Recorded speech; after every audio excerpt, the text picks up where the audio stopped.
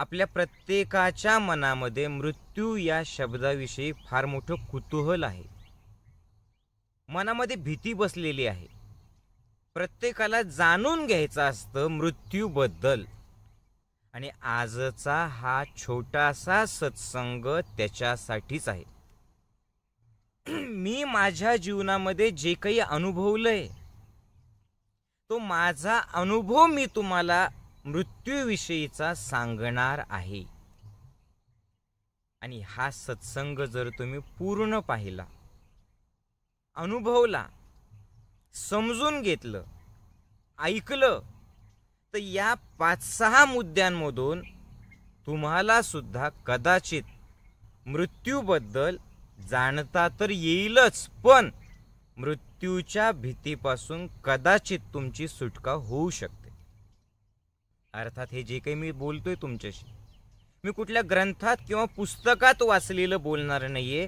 मी माझ्या स्वतःचा जे छोटे छोटे प्रसंग घडलेत त्यातून मला आलेला अनुभव मी तुम्हाला सांगतोय. नंबर 1, हे सगळ्यात महत्वाचं आहे. जे जे जन्माला आलेलं आहे ते मरतच, आणि जे कधी जन्मालाच आलं नाही ते मरूच शकत नाही. हा पहिला पॉइंट फार महत्वाचा आहे. म्हणजे ज्या क्षणाला आपला जन्म झाला त्याच क्षणाला एक गोष्ट ठरली, कुठली? मृत्यू. मग घाबरायचं कशाला? पण का घाबरतो ते ऐका. काय सांगितलं मी? जे जन्माला आलं ते मरतं, ज्याचा जन्मच नाही त्याचा मृत्यूही होऊ शकत नाही. हे शरीर जे दिसतंय ते जन्माला आलंय, ते केव्हा ना केव्हा मरणार. पण मी हे शरीर आहे या अज्ञानामुळे, हे माझं शरीर आहे या विचारांमुळे, या शरीराबद्दल जी आसक्ती निर्माण होते, हे शरीर जिवंत असताना जे लोक आपल्याला भेटतात त्या लोकांबद्दल जी आसक्ती निर्माण होते, त्या आसक्तीतून मृत्यूची भीती निर्माण होते. मी मरतो की काय, मी मरतो की काय, हे लक्षात ठेवा. अहो, ज्याचा जन्म झाला तुम्ही भीती बाळगा किंवा नका बाळगू, ते मरणारच आहे ना. शरीराचा जन्म झालाय ते मरणारच आहे. पण तुम्ही आणि मी घाबरण्याची गरज नाहीये, भीत जगण्याची गरज नाहीये. अध्यात्म हे त्याच्यासाठीच आहे. ज्ञानयोग शिबिर आहे कशासाठी? जाणीव करून घेण्यासाठी. कशाची जाणीव? सत्याची जाणीव. काय आहे सत्य? हे शरीर मी नाहीये ना, हे माझं शरीर. मग ज्या ऊर्जेने या पंचतत्वांना घेऊन हे शरीर तयार केलं, मी त्या ऊर्जेचा एक अंश आहे. म्हणजे शरीर जरी नष्ट झालं तरी सुद्धा मी नष्टच होणार नाही. का? कारण माझा कधी जन्मच झाला नाही ना, माझा कधी मृत्यूही होणार नाही. कारण मी कोण आहे? ऊर्जा आहे. आणि थर्मोडायनॅमिक्सचा पहिला नियमच आहे, ऊर्जा तयार करू शकत नाही. Energy can not be created, not be destroyed. त्याला आपण डिस्ट्रॉय करू शकत नाही. It can be transfer from one form to another form. त्याचं फक्त रूपांतरण होत असतं. कळतंय का? कशासाठी घाबरायचं मृत्यूला? अहो, मृत्यू म्हणजे पुढच्या रूपांतरणासाठी आत्ता घेतलेली तात्पुरती विश्रांती. तुम्ही धावतच राहणार आहात का? तुम्ही पळतच राहणार आहात का? विश्रांती घ्यायचीच नाहीये तुम्हाला.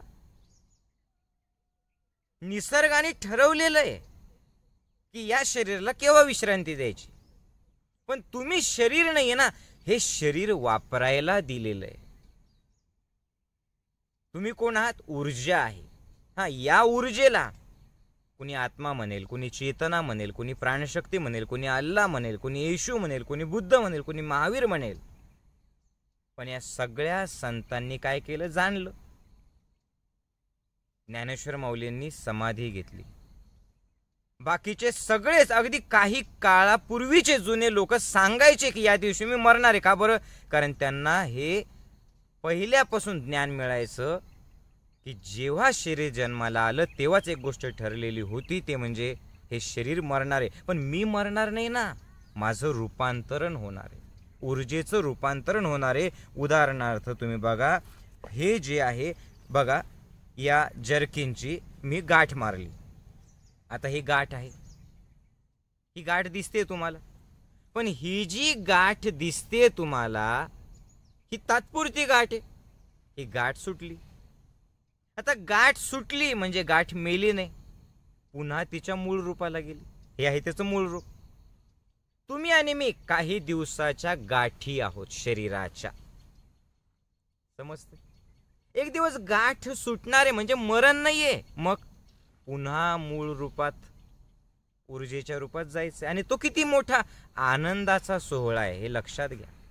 ज्ञानयोग तेच सांगताय आपल्याला. तर पहिली गोष्ट लक्षात ठेवा, काय? ज्याचा जन्मच नाही त्याचा मृत्यूच नाही, आणि तुम्ही ते आहात अमर अविनाशी. समजतंय सर्वांना?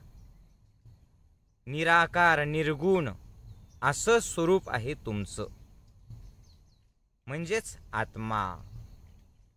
म्हणजे जोपर्यंत हे शरीर आहे तोपर्यंत या शरीराचा उपयोग घ्यायचा आणि हे जीवन आनंदात जगायचं. आणि जेव्हा केव्हा हे शरीर संपेल त्यावेळेला स्वतःच्या मूळ स्वरूपाची जाणीव करून घ्यायची की मी आत्मा आहे, परत माझ्या गावाला जायचंय मला, जिथून मी आलोय. कळतंय? म्हणजे काय आहे? शरीर मरतं, मी मरत नाही. हा झाला पहिला पॉइंट. आता दुसरी महत्वाची गोष्ट, नीट ऐका बरं का हा पॉइंट. ज्या वेळेला या शरीराचं मरण येईल, ज्या वेळेला तुमचा मृत्यू येईल, त्यावेळेला तुम्हाला कुणीही वाचवू शकत नाही. तुमच्या शेजारी जरी 2-4 लोक उभे असतील तर ते सुद्धा वाचवू शकणार नाही, कारण हा प्रवास तुमच्या एकट्याचा आहे. माझं वाक्य पूर्ण आहे का? ज्या वेळेला तुमचा मृत्यू येईल त्यावेळेला तुम्हाला कुणीच वाचवू शकणार नाही. पण जर त्या क्षणात तुमचा मृत्यू नसेल तर कुणीही तुमचा जीव घेऊ शकत नाही, तुमचा मृत्यू आणू शकत नाही. मग घाबरायचं कशाला? सांगा ना. ही एक गोष्ट जर डोक्यात ठेवली ना तर संपेल ना, भीतीच संपेल ना. जर तुमचा आत्ता नाहीये तर नाहीच आहे, आणि जर तुमचा आत्ता आहे तर कुणीच वाचवू शकत नाही. तुमच्या शेजारी असलेले लोक तुमच्याकडे बघतील, हा ते प्रयत्न करतील, पण प्रवास तुमचा एकट्याचा आहे. तुमचे पैसे वाचवू शकत नाही, सिकंदर गेलाच नसता. कळतंय का? ना तुमचं नॉलेज वाचवू शकतं. हा नॉलेज आनंदात रूपांतर होत असताना आनंदात तो प्रवास करायला लावतो तुमचं. हे नॉलेज त्याच्यासाठीच आहे की जी मनात बसलेली भीती आहे ना, मरतो की काय, मरतो की काय, मरतो की काय. अरे हे पक्क डोक्यात ठेवा की ज्या वेळेला मृत्यू येईल त्यावेळेला जगातला कुणीच तुम्हाला वाचवू शकणार नाही, आणि ज्या वेळेला मृत्यू नाहीये त्यावेळेला कुणीच मारूच शकत नाही. मग घाबरायचं कशाला? अरे देव लोकांची मीटिंग असते, एक एक देव येतो, त्याचं वाहन ठेवतो मध्ये जातो. गणपती बाप्पा येतो, उंदराला ठेवतात, मध्ये जातात. शनी येतो, कबुतराला ठेवतो, मध्ये जातो. विष्णूचं वाहन गरुड, गरुडाला ठेवतो, मध्ये येतो. सगळ्यात शेवटी आपले यमराज येतात. आणि यमराज त्या मीटिंगच्या हॉलमध्ये जाता जाता त्या कबुतराकडे बघतात, शनीच्या बघतात, हसतात, आणि कबुतराकडे बघून मध्ये चालल्या जातात. आता कबूतर घाबरत, पण यमानी आपल्याकडे बघून हसणं काय साधी सुधी गोष्ट आहे काय? यम असं कधी हसत नसतो. कबूतर परेशान झालं, माझं मरण आहे, माझं मरण आहे, माझं मरण आहे. आणि कबुतराची अस्वस्थता गरुडाच्या लक्षात येते की परेशान आहे. गरुड म्हणतं काय झालं रे, सांग ना. म्हणे काय सांगू राव, यम मीटिंग मध्ये हॉलमध्ये जाता जाता माझ्याकडे बघून हसला आणि यमाची नजर आपल्यावरती पडली म्हणजे मला तरी असं वाटतं की काही वेळाच्या नंतर माझं मरण आहे. गरुड म्हणतो, अरे घाबरतो कशाला? विष्णूचा गरुड आहे मी, विष्णूचा. बैस माझ्या पाठीवरती, काही क्षणात तुला ते यमाच्या नजरे आड करतो, 7 समुद्राच्या पलीकडे तुला तिथे पोहोचवून देतो. कबुतराला बरं वाटतं की गरुड माझ्या सोबत आहे. कबूतर बसतं गरुडाच्या पाठीवर. काही क्षणात उंच भरारी घेतो गरुड आणि काही क्षणाच्या 7 समुद्राच्या पलीकडच्या 7व्या डोंगराच्या गुहेत कबुतराला गरुड ठेवून देतो आणि म्हणतो, आता इथं कुठल्या यमाची नजर तुझ्यावर पडेल का? म्हणे नाही. मग आता घाबरायची गरज नाही. ठीक आहे. कबूतर म्हणतो, थँक्यू हा गरुड दादा. गरुड पुन्हा येऊन मीटिंग पाशी बसतो. काहीच झालं नाही असं दाखवतो चेहऱ्यावर. मीटिंग संपते, यमराज येतात. कबुतराची जागा रिकामी. ते डोकं खाजवायला लागतात, कबूतर कुठे गेलं असं. त्याच्या शेजारी गरुडाला बघितलेलं, बसलेलं पाहिलं आणि आता यमराज गालातल्या गालात हसतात. आता गरुडाकडे बघतात, हसतात आणि निघायला लागतात. आता गरुड परेशान. ठीक आहे, कबुतराकडे बघून हसले तर हसले, माझ्याकडे बघून का हसले? ते म्हणतो, ओ यमराज थांबा एक मिनिट, तुम्ही माझ्याकडे बघून का हसले? म्हणे काही नाही, सहज हसले. म्हणे हा सहज हसले. सहज हसायला तुम्ही काय माऊलीजींचं शिबिर केलं काय? म्हणे उगीच हसायला.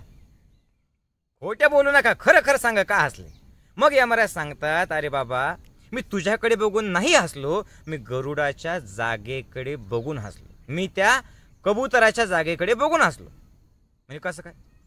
म्हणजे मी ज्या वेळेला मीटिंगला येत होतो त्यावेळेला माझं मृत्यूचं पुस्तक, काळ वेळेचं पुस्तक बघून मी आलो होतो आणि त्याच्यात असं लिहिलं होतं की या कबुतराचं काही क्षणाच्या नंतर मरण आहे. पण मला कबुतराकडे बघून हसू याच्यासाठी आलं की हे वाचलं की काय? कारण कबुतराचं मरण काही क्षणाच्या नंतर इथे नव्हतंच. त्याचं मरण होतं 7 समुद्राच्या पलीकडच्या 7व्या डोंगराच्या गुहेमध्ये आणि मला आश्चर्य याच्यासाठी वाटलं की कबूतर इथे काय करत आहे.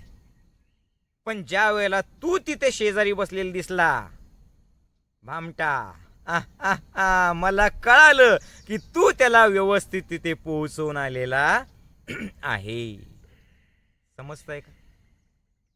ओ तुमचं ज्या वेळेला येतं त्यावेळेला तुमच्या हातात प्रयत्न करणं, ठीक आहे प्रयत्न करा, पण कुणीच तुम्हाला वाचवू शकणार नाही. आणि दुसरी गोष्ट, जर तुमचं नसेलच तर कुणीच मारू शकणार नाही. मग घाबरायचं कशाला? या क्षणाला आत्ता इथून तुमच्या मृत्यूची भीती सोडून द्या आणि जगाना भरभरून. कळतंय का? जगा, प्रत्येक क्षण भरभरून जगा. मृत्यूला घाबरत घाबरत जगणं म्हणजे प्रत्येक क्षणात मरत मरत जगणं, लक्षात ठेव. त्याच्या पुढची गोष्ट, खरोखरच आपलं काहीच नाही हो. खरंच आपलं काही नाही. म्हणजे यश मिळवायचं नाही, समाधान मिळवायचं नाही, तुम्ही जॉब मिळवायचा नाही, घर बांधायचं नाही, अहो सगळं बांधा, पण कुठेतरी कोपऱ्यात डोक्यात ठेवा एक दिवस हे सगळं सोडून एकट्याला जायचंय. ना तुमची माझी बायको येणारे, ना लेकरं येणारे, ना मित्र येणारे. सगळ्यात जवळचा मित्र, हे चल तू चल माझ्यासोबत, ते म्हणाल राम राम दुरूनच. आणि ते जरी म्हटलं तर नाही येऊ शकत तुमच्यासोबत. मनात शंका ठेवू नका, तुमच्या सगळ्या प्रश्नांची उत्तर मी देतोय. तुमच्या मनात आता काही काही प्रश्न निर्माण होत असतील, मी त्याचेही उत्तर तुम्हाला देणार आहे. पण मी हे सांगतोय की खरंच हे सगळं इथंच राहून जाणार आहे. कशाला गर्व करायचा मग? म्हणून मृत्यू आपल्याला शिकवतो की गर्व करू नका. आणि सगळ्यात महत्वाचं 2 गोष्टी, शेवटचे पॉइंट लक्षपूर्वक आहे का? मग मरणच आहे तर जगायचं कशाला? अरे जगायचं कशाला? जन्म ही परमेश्वराने दिलेली गिफ्ट आहे, लक्षात ठेव. 2 सगळ्यात महत्वाच्या गोष्टी आहेत की जे जन्माला आलं ते मरतं, पण या शरीराचा सुद्धा काही कालावधी आहे, लगेच मरत नाही ते. हे लक्षात घ्या. काहीतरी ठरलेला कालावधी आहे, तो कालावधी पूर्ण करता येतो. या शरीराला त्याचा ठरलेल्या वयापर्यंत जगवण्यासाठी 3 गोष्टी कारणीभूत आहे. कुठल्या कुठल्या? एक आहे आहार, दुसरं आहे जीवनशैली आणि तिसरं आहे विचार. याच्याविषयी मी आता बोलणार नाहीये. पण ज्या वेळेला आहार तुमचा योग्य असतो, विचार तुमचे सकारात्मक असतात आणि जीवनशैली तुमची चांगली असते ना, त्यावेळेला तुमचा कालावधी तर पूर्ण होतोच, पण तुम्ही कसं मरता हे सुद्धा खूप महत्वाचं आहे. रोग येऊन बेडवरतीच 10 गोळ्या सुरू होऊन सडून सडून तिथंच हागणं मुतणं, निश्चितच तुम्ही असे मरणार नाहीत. जर तुम्ही आहार सकारात्मक शाकाहार ठेवला, जर जीवनशैली तुम्ही योग्य ठेवली आणि जर विचार सकारात्मक आणि सगळ्यांविषयी चांगले केले तर. आणि सगळ्यात शेवटचा पॉइंट आहे तो म्हणजे अचानक आलेलं जे मृत्यूचं संकट आहे. तुम्ही बघा, अचानक ॲक्सिडेंट होतो आणि ॲक्सिडेंटमध्ये 10 लोक मरतात, 2 लोक मरत नाही. यांना कुणी वाचवलं? मी काय सांगतोय लक्षपूर्वक आहे का? मृत्यू आपलं शरीर जे आहे ते ठरलेलं आहे, पण हे जे शरीर आहे या शरीराचा जो मृत्यू होणार आहे तिथपर्यंत, त्या कालावधीपर्यंत जर जगायचं असेल, संकट येणार आहे. काही घाबरायची गरज नाही. कोणी तुम्हाला सांगितलं तुम्हाला मृत्यू षडाक्षर योग आहे, कुठला कुठला योग आहे, काही घाबरायची गरज नाही. का बरं? कारण कितीही मोठं मृत्यूचं संकट येऊ द्या, त्या मृत्यूच्या संकटापासून तुम्ही वाचू शकता. कोण वाचवू शकतं तुम्हाला? एकच गोष्ट वाचवू शकते, ते म्हणजे तुम्ही केलेले चांगले कर्म आणि तुमच्यासाठी तुमच्या प्रती असलेल्या लोकांच्या शुभेच्छा आणि लोकांचे आशीर्वाद. बस हेच तुम्हाला अचानक आलेल्या मृत्यूच्या संकटापासून वाचवू शकतं. आणि खरंच सत्य, जहां दवा नहीं काम में आती ना, वहां दुआई काम में आती. पण मग तुम्ही तुमचा हिशोब करा की तुमच्या पाठीमागे किती चांगले सत्कर्म आहेत आणि किती लोकांचे आशीर्वाद आहेत. पण हे कसं ओळखायचं? आत्ता माझ्याकडे पाहता पाहता मनातल्या मनात एक यादी तयार करा. यादी पटपट पटपट यादी करा. किती लोकांनी आजपर्यंत तुम्हाला लहानपणापासून आतापर्यंत मदत केलेली आहे? 1 2 3 4 5 6 7 8 9 10 करा यादी. किती लोकांनी तुम्हाला आतापर्यंत मदत केली? छोट्या छोट्या गोष्टींमध्ये, शिक्षणासाठी, पैशासाठी, घरासाठी, नातेसंबंध सुधारण्यासाठी, आरोग्य चांगले ठेवण्यासाठी. किती लोक आहेत असे जे पावलोपावली मदत करतात? आता दुसरी एक यादी तयार करा. तुम्ही किती लोकांना मदत केली? यादी तयार करा. तुम्ही किती लोकांना मदत केलेली आहे? आता लक्ष द्या, ज्या वेळेला ही जी यादी आहे ना तुमची, तुम्ही किती लोकांना मदत केली, ही यादी ज्यांनी तुम्हाला मदत केली त्याच्यापेक्षा जास्त भरेल. त्यावेळेला तुम्हाला आशीर्वाद मिळतात, त्यावेळेला तुम्हाला शुभेच्छा मिळतात, त्यावेळेला ती केलेली मदत, ते केलेले सत्कार्य अशा अवघड प्रसंगात तुम्हाला कामाला येतात. कळतंय? किती लोकांच्या शुभेच्छा तुमच्या मागं आहे. ज्यांनी ज्यांनी तुम्हाला मदत केली, खूप प्रचंड मोठे नाव आहेत, कदाचित एका वहीत भरणार नाही. तुम्ही किती लोकांना मदत केली? तुम्ही किती लोकांना प्रेरणा दिली? तुम्ही किती लोकांना त्यांचं जीवन आनंदात जगण्यासाठी त्यांना साथ दिली? तुम्ही किती लोकांना अडचणीतून बाहेर काढले? तुमच्या जगण्यामुळे किती लोकांना जगावंसं वाटलं? विचार करा. मला तर इतके अनुभव, मी प्रसंग सांगणार नाही, पण इतक्या वेळेला, अनेक वेळेला, अनेक गोष्टी आम्ही डोंगरावरती जातो, अनेक लोकांना घेऊन जातो, शिबिरं असतात. जे जीवन आहे हे जीवन सरळ मार्गाने जगणार नाही. मी अनेक वेळेला अशा ठिकाणी जातो, असे प्रसंग येतात की असं वाटतं बस मरण आहे, पण तो प्रसंग घडून गेल्याच्या नंतर कळतं, अरे या एवढ्या खतरनाक प्रसंगातून, या एवढ्या डेंजर प्रसंगातून मी आणि माझे साधक वाचले कस काय? कदाचित ती यादी जास्त मोठी असेल, कदाचित लोकांच्या शुभेच्छा जास्त असतील.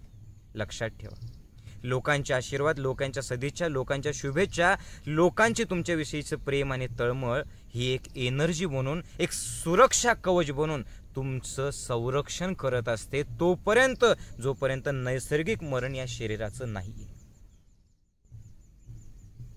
कळतंय सर्वांना? म्हणून बिलकुल घाबरण्याची गरज नाही. मग तुम्ही करायला काय पाहिजे? तुम्ही एक करा, मृत्यूला घाबरण्याच्या ऐवजी चांगलं कर्म करत राहा, सर्वांसाठी जगत राहा. ही आसक्ती सोडून द्या. आणि ज्या वेळेला तुम्ही कुठल्या तरी अशा मार्गाशी, अध्यात्माशी जोडल्या जातात, त्यावेळेला तुम्हाला कळतं, काय काय कळतं? मृत्यू शरीराचा आहे, माझा नाही, मी ऊर्जा आहे. मृत्यू रूपांतरण होत असतं. या जन्मात तुम्ही जे कर्म करता त्या जन्मानंतर पुढचं रूप तुम्हाला मिळत असतं.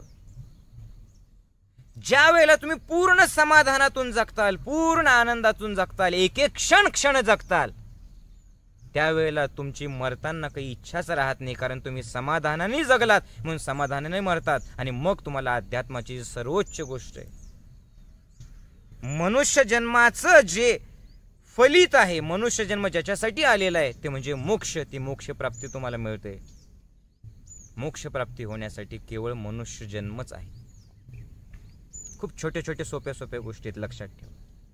आणि म्हणून पुढच्या 5 गोष्टी लक्षात ठेवा. या सत्संगातून घ्यायचं काय? 5 गोष्टी लक्षात ठेवा. 1, हे जे आत्ताचं जीवन आहे याला गॉड गिफ्ट समजा नाही, आहेच. ही परमेश्वराने दिलेली देणगी आहे. म्हणून नाराज राहू नका, रडत राहू नका, तक्रार करू नका, वेळ वाया घालवू नका, भीत जगू नका. याच्यात तुमचं असं स्वतःचं काही नाहीच आहे, हे त्याने दिलेली गिफ्ट आहे. मग परमेश्वराने दिलेला जो प्रसाद आहे तो कसा घेतला पाहिजे? आनंदाने, समाधानाने, तृप्ततेने पूर्ण 100% जगले पाहिजे. नंबर 2, पहिलं काय सांगितलं? God gift. नंबर 2, आनंदात जगण्यासाठी आता वाट बघू नका, प्रसंग शोधू नका, काही मागू नका, याच क्षणात आनंदात जगा. कळतंय? आनंदात जगण्याची वाट बघत राहिले, काही प्रसंगांची जर तुम्ही किंवा काही तुमच्या इच्छापूर्तींची वाट बघत राहिले ना, एक इच्छेतून दुसरी एक इच्छेतून दुसऱ्या इच्छेचा जन्म होतो. तुम्ही मरेपर्यंत तुम्ही इच्छा गाठल्या तरी आनंदात जगू शकत नाही. आनंदात राहण्याची वाट बघू नका, आनंदातून या क्षणात जगा. आत्ता हे ऐकता चेहऱ्यावरती स्माईल ठेवा. घाबरता कशाला? चांगले कर्म करत राहा. नंबर 3, मी ऊर्जा आहे याची जाणीव ठेवा. हे शरीर मला वापरायला दिलेलं आहे, मी योग्य आहार घेईल, मी सकारात्मक विचार करेल, आणि सगळ्यात महत्त्वाचं म्हणजे मी जीवनशैली चांगली ठेवेल आणि ज्ञानयोगाशी जोडलेलं राहील, ही जाणीव ठेवा. नंबर 4, चांगले कर्म करत राहा. चांगले कर्म करणं गरजेचं आहे. दुआ ही अपने आप मिल जाती है बस. आणि सगळ्यात महत्वाचं, सगळ्यात शेवटचं, केव्हा येईल काही सांगता येत नाही ना तुमच्या हातात आहे ना माझ्या हातात आहे. म्हणजे तुमच्या माझ्या हातातच नाही त्याचा विचार करत चिंता करणं किती पागलपणा आहे. लक्षात ठेवा, जेव्हा तो येईल सांगून येणार नाही, अर्ज देणार नाही, नोटीस देणार नाही. जशी महानगरपालिकेची नोटीस लागते तुम्हाला, तो नोटीस देणार नाही. जन्म अचानक झाला, मृत्यू अचानक येईल. एक एक क्षण तुमच्याकडे. म्हणून या प्रत्येक क्षणात प्लीज द्वेष ठेवू नका मनात. या क्षणात माफ करून टाका. माफ, सगळ्यांना माफ करा. तुम्हाला ज्यांच्याबद्दल असं वाटतं की यांनी माझ्याशी वाईट वागलेलं आहे, तुमच्याकडनं चुका झाल्या असेल, माफी मागा. जाताना हे ओझं ठेवू नका. हलकं व्हा, रिलॅक्स व्हा. पाठीवर 500 किलोचं ओझं असेल तर मरून जाताल तिथेच, चालू शकणार नाही. द्वेषाचं गठुडं, रागाचं, चिंतेचं, भीतीचं गठुडं घेऊन जगू नका. या सत्संगाच्या निमित्ताने गठुडं काढून फेकून द्या. माफ करा. आत्ताच जगा भरभरून, प्रेमाने जगा आणि बस जगत राहा. एक एक क्षण, एक एक क्षण. सांगा मला, राहील मृत्यूची भीती? आणि कुठल्या शंका मनात आणू नका. तुम्ही अशा प्रश्नांना सोडवतायत जे प्रश्नच नाहीये. तुम्ही असे कोडे सोडवण्याचा प्रयत्न करताय जे कोडेच नाहीये. आयुष्य कोड्यांना सोडवण्यासाठी आणि प्रश्नांचं उत्तर शोधण्यासाठी नाही, आयुष्य जगण्यासाठी. हे ऐकता ऐकता बघा आपोआप शांतता येते, चेहऱ्यावर स्मितहास्य येतं, प्रत्येक प्रश्नाचं उत्तर भेटतं. घाबरायचं काय? कशाला घाबरायचं? हे स्वेटर जन्माला आलं, मरणार आहे. हे घर जन्माला आलं, मरणार आहे. हे शेततळ जन्माला आलं, मरणार आहे. पण मी याच्या सगळ्यांच्या पलीकडचा आहे. मी ऊर्जा आहे, मी अविनाशी, मी निराकार आहे, मी निर्गुण आहे. आणि याची जाणीव करण्यासाठी गुरु हवा, याची अनुभूती करण्यासाठी सत्संग हवा, त्या अनुभूतीत जगण्यासाठी ध्यान हवं, आणि ध्यानमय जीवन जगण्यासाठी ज्ञानयोग ध्यान शिबिर हवं. तुम्ही खरंच प्रत्येकाने ज्ञानयोगाशी जोडलेलं राहा आणि तुमची सगळी भीती या क्षणाला काढून टाकून द्या आणि जगा एक एक क्षण भरभरून. ज्यांना ज्यांना तुम्हाला असं वाटतं की ते भीतभीत नाही जगलं पाहिजे, ते जगलं पाहिजे फक्त आनंदात भरभरून, प्रत्येक क्षणात मरत मरत जगल्यापेक्षा ते प्रत्येक क्षण भरभरून जगलं पाहिजे असं वाटत असेल ना ज्यांच्याबद्दल, हा सत्संग त्यांना पाठवा. सांगा त्यांना की फोन करून हे बघ, म्हणजे आज लोकांच्या डोळ्यामध्ये जी मरणाची भीती आहे ना ती राहणार नाही. तुम्ही ऊर्जा आहात, लक्षात ठेवा. हे जे जीव आहे ना, तुम्ही जीव नाही शिव आहात, सच्चिदानंद रूप आहात. चिदानंद रूप शिवोहम शिवोहम. मी शिव आहे. मरण जीवाला आहे, शिवाला नाही. ओम नमः शिवाय. जय गुरुदेव.